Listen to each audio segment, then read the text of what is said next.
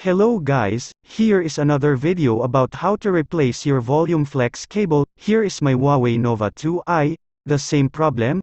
Like I can't raise up the volume level of my loudspeaker?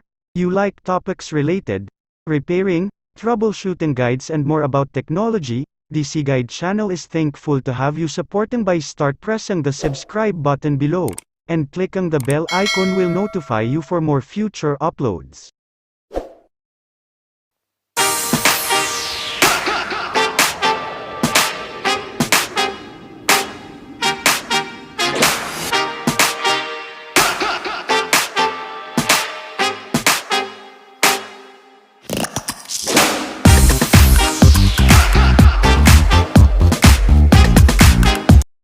Here I ordered and got this part I needed online. I ordered this in Lazada. I'm just not sure if you can also have this in Shopee or any other online shops, but I'm sure you can also have this or any parts needed in eBay and Amazon.